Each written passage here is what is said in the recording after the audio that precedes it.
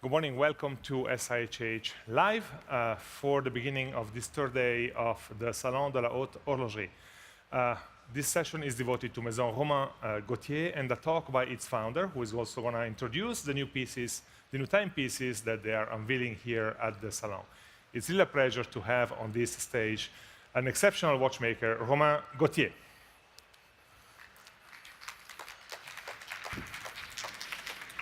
Thank you very much. Thank you.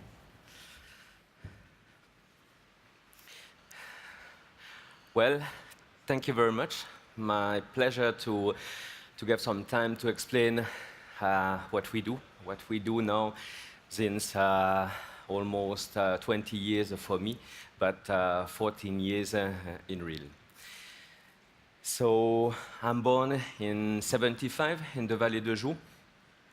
As you know, one of the heart in watchmaking, the place that you have a lot of big names, and I did all of my life there. So it does mean I was surrounded by Audemars Piguet, by Jaeger-LeCoultre, by Breguet, by Blancpain, by Philippe Dufour, and supplier. So this is for me, when I started, I didn't really started with the thinking about watchmaking.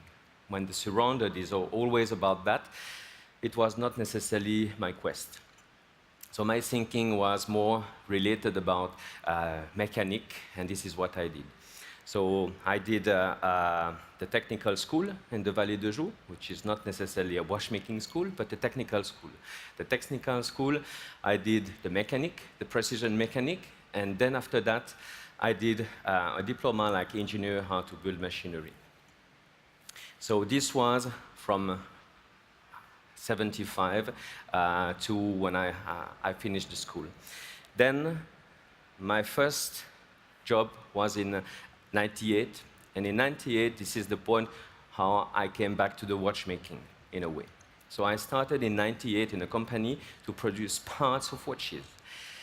And this, you know, for me, quite quickly, I understood that Romain, a watch, a caliber is a small machine. So why you don't imagine? You're born in the valley, you have an engineer background, and you know how to do parts. And this is how, for me, everything started in that mind. Quickly, 1 year after, I said to myself that, and this is the reason why from 2000 and 2002, I said, Romain, that will be complicated.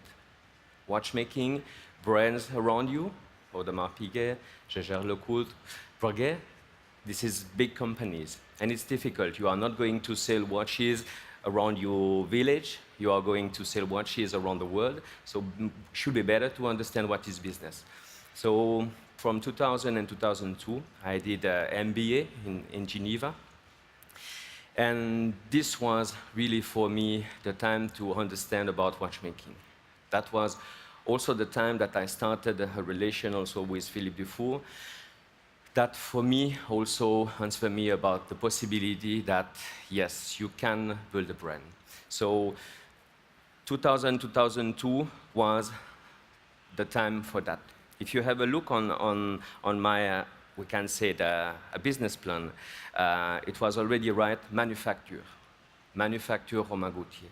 So this was already in my mind that Romain, when I did my MBA, I clearly analyzed that if you want to have a place in the watchmaking, you need to go for the collector level and at the highest as possible. And the target for me was really to go in the direction of Philippe Dufour. Then after that, for sure, after the MBA, I said, Romain, 2 weeks after that, I started to think about the first caliber. So for me, it was really the time to think about Romain. You will not be able to do something complicated at the starting. So what you should do is to do the most simple movement and to try to doing it as the best as you can. And this is what I did between 2002 and 2005. That was for me the time for the engineering, the time for the design, and the time also to produce the parts. You remember, I started in '98 in a company to produce parts, and I was able to doing the parts from holidays, weekends, and I invest almost, I can say, 3 years of my free time to go to the manufacturer the weekend and to produce the parts by myself. Then, in 2005, you see, 14 years ago, younger, I didn't have the gray hair, so it was for me another step. A step to say, Romain, the movement is working, now you have to move, and that will be the time to build a company. So I built a SA company. We were a little bit, it wasn't a garage, but it was in an apartment. So we started like this. I started with one watchmaker. With the first caliber, which is the Prestige HM for our minute. Our minute, like I said, for me, it was really to understand how it works. A movement is a small machine, but you need to understand the basis. So I really tried to take care about, at that time, starting to be creative, for sure, but in the thinking about Romain has to be well finished. And the DNA of us is also related with the level of beveling. This started already, and the collector started to know us, not necessarily with the front of the watch, which was very clear, pure, and simple, but with the back. A young man started with his own caliber, his own design of wheels, components, parts, and in a high level of beveling. The beveling is also something that, with the advice of Philippe Dufour, for example, we did the rounded beveling. We didn't do the flat beveling. So this was a lot of DNA that gave me the possibility to start, I can say, in the Haute Horlogerie. First presentation was in 2007. Then, on another caliber, half caliber, we can say an hour, minute, second. Then, a caliber for me who was the time to be free, you know, to say, Romain, you learn and to walk. Now you can maybe try to run.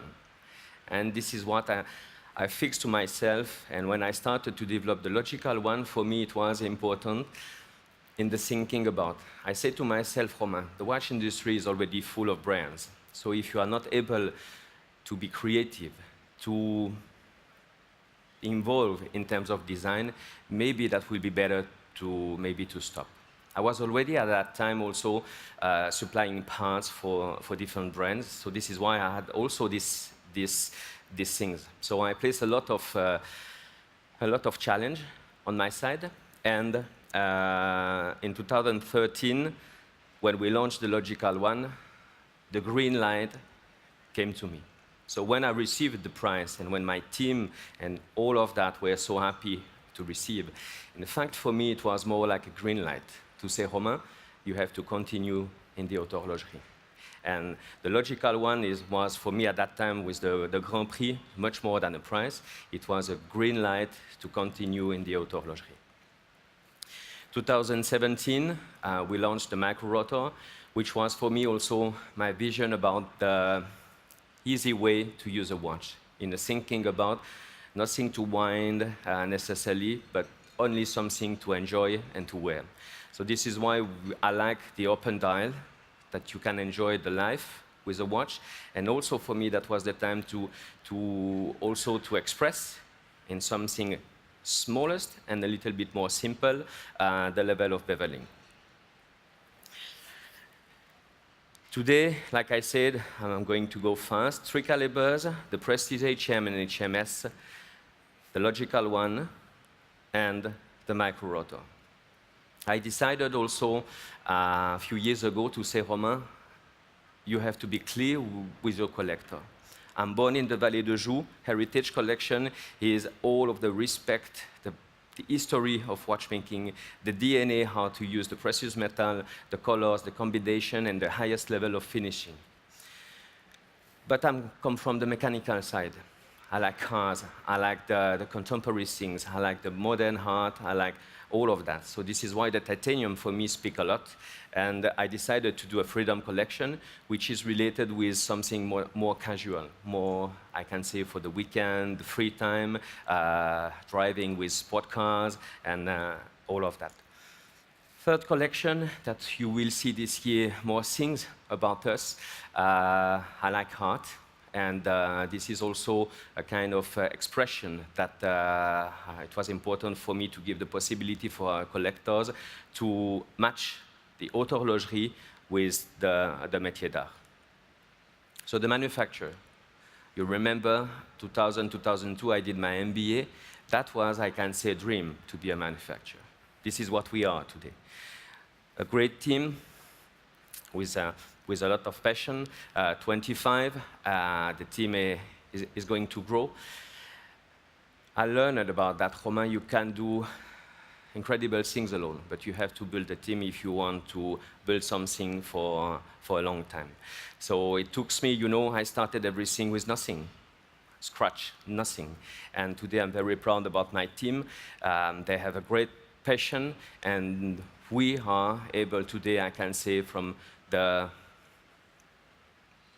creativity, from the engineering, from the manufacturing, from the finishing, the assembly, to realize that. So we have 800 square meters. We have a great facility in terms of manufacturing, which is my background, and started for sure with the creation with me. Then after that, the manufacturing, that we have a facility that now we open the doors for our collectors to visit, that I spend always like 2 hours to explain about the importance about the production. Because we can be creative, we can do what we want, but at the end, there is a side of the watchmaking who has a lot of pressure. This is the production side. And this is why for us, and I can say for a watch company, the most complicated side is how to produce creativity, and how to, at the end, be able to finish. So the finishing is for me something fundamental, you know. I grew up with the learning about if you do, you do well. And for me, the finishing is exactly related to that. We do 60 watches a year. We will never, ever be able to doing 600 watches a year. Why? Because we will never find the right person. The level of beveling that we have with a logical one, for example, is in a way the state of the art. You know, rounded beveling, complex shape, artistic design. This is not just, I can say, the modern design or graphic design. When you go to artistic, you need to have a lot of skills, and the complexity came at that time. So this is how we can obtain, you see, the inside of the bridge, the outside. Here you have 14 sharp corner, you know, with the beveling, rounded beveling. This is what we call, in a way, the Haute Horlogerie. And this is a point that you will see in the few years. I will do a lot of things to maintain that heritage. This, a lot of level of finishing, not just the beveling, the top with the mat, the satin around. You can imagine all of the complexity to do by hand when you have the screws. The dimension is so small, and everything is made like this. A bridge like this is more than 20 hours of finishing, just for you to have an idea. For sure, the watchmaking today it's more and more complicated, you know, for watchmakers. I have a lot of talk with a student and all of that, because the industry has moved. So how we do with the watchmaker, the same as the beveling. They receive a kit of bridges, a part that we can say, a collector can ask us about who made the beveling, and we can say, this is Sylvie who made the beveling of your watch. Then all of the parts arrive to the watchmaker, so they receive all of the parts, and they have to finish one watch. So this is the real meaning of watchmaking. For example, the logical one, I don't necessarily mention about, but this is the real work of watchmaker. The spiral is fixed with a pin. This is one of the proof that when the things are really made by hand. So the watchmaker has a lot of responsibility, like they learn at school, taking the part, deliver a watch. the assembly with the jewels, so all of the techniques. Like I said, 60 watches a year. And last year, if you remember, we started with some lady edition. So it was for me important. I had a lot of demand about that, about when are you going to do something for women. And for me, I was not attracted to doing like something smaller or dedicated or simple. So the micro-rotor for me was the perfect fusion to say, Romain, the diameter, the function, and all of the possibility around that for men to be a luxury daily watch will fit perfectly for women. And that was my vision to say, Romain, the front can be different. So this year, last year we did the mother of pearl, and this year we did the opal. The opal for me was also important. We can think about that we do things for the marketing. I grew up with minerals. My father is collecting minerals, stones, and all of that. So we went, for example, this year at Sainte-Marie-aux Mines. This is a place in France really dedicated for stones. So three generations it was, my father, me, and my son. So what we use is the Australian crystal opal, come from a place considered as the world most famous place, which is Kubepedi. And that stone has a great story that I'm not going to talk, but almost like half century, that stone was discovered. The complexity was from the extremity from one side and another side, this is one big part of opal. Then the process is, for sure, in a way, after that, to select, to control about the quality. This is the way after that, the opal is very fragile.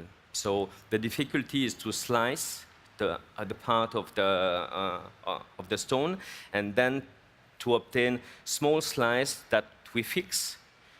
Then we have a machining, and here you can have, you know, the dimension of the dial, which is the hour dial and the second dial. And another operation after that is related with the thickness. So a lot of operation who takes hours until to obtain, you know, get the thickness, all of that, to obtain the 0.3 millimeters and in some place with the cover with 0.6 millimeters. And at the end, a final polishing. So I'm very happy, and for me, you know, the opal is really something that is very complicated to photography. We call that the fire of the sparkling inside, and for me, I guess it's a limited edition of 5 who push, in a way, the limit in terms of creativity. Snow setting on the rotor, which is just a little touch also of sparkling, and this is how we can, at the end, obtain also something. For me, the back of the micro-rotor of the lady is really important. I always think about that from the front of the lady edition. A lot of people could think about this is like a feminine one, but the back came directly to a level of watch collector. And watch collector adapt also in a way in terms of colors, in terms of design, with a feminine way. So 5 pieces. Thank you very much. Thank you.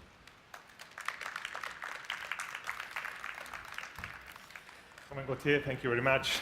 Fascinating story. I'm impressed actually by the very fine work on the opal. We are at the third day of SIHH. How has it been for you so far here at the salon for the brand? Absolutely. You know, what I see, it's not easy to create a new brand. And all of the brands that you see at the Carré des Horlogers, we are almost the same since 10 years. So what we see is exactly that. It's not easy, but when you start to be, you know, and you have a consistency, and you do the things with a professional way, the things are going always better and better. And the friends that we are, I guess that this is exactly the same situation. If you do well, if you do consistent, And with the time, then you obtain what we say in French, the lettre de noblesse. Okay. I guess this is that, and this is a question of time. It's not just a question of one time you do a great product.